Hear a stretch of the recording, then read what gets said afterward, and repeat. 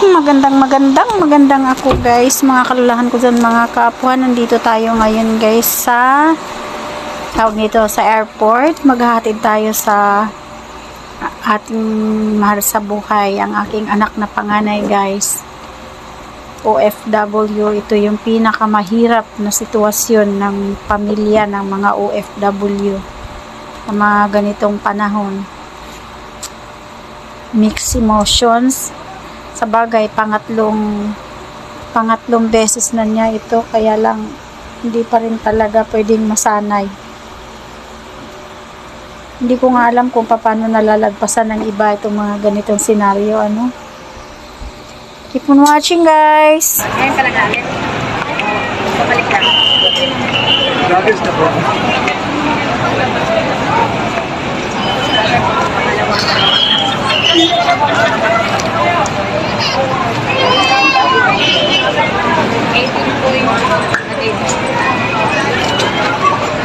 Depende din naman sa amo. May amo naman na nagbibigay.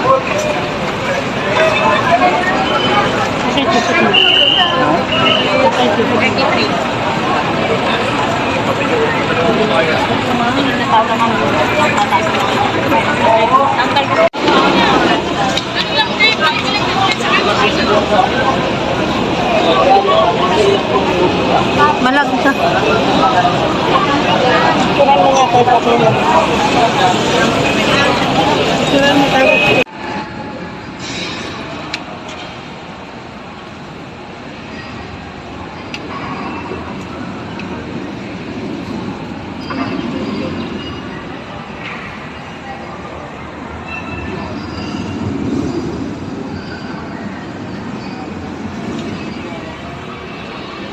Nandito kami sa Baclaran Church. Mga kalulahan ko sa mga kapuhan. Thank you kami sa lahat ng mga nangyayari sa buhay namin. Naghatid kami ng aking anak sa airport. Kaya dumaan na kami dito. Thank you Mama Mary, Papa God, sa lahat-lahat.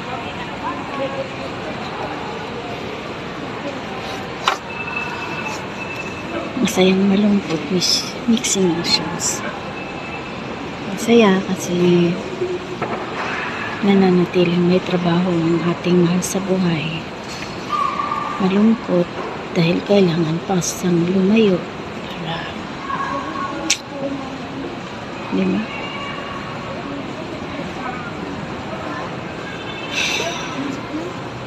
Sana Mama Mary isang araw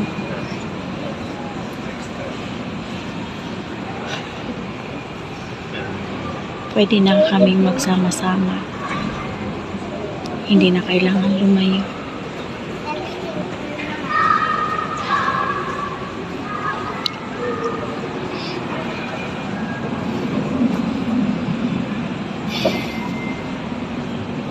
Sana pwede yun, Mama.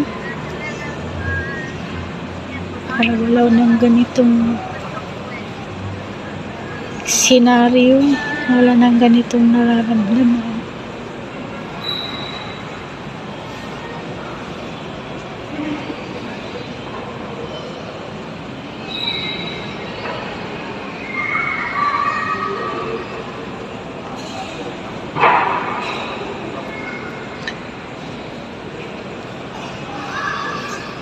Ayan mga kalulahan ko dyan, mga kapuhan. Siya lang talaga yung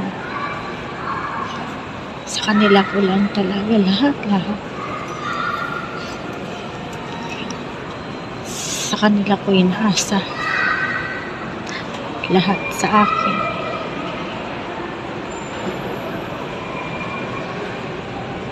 Thank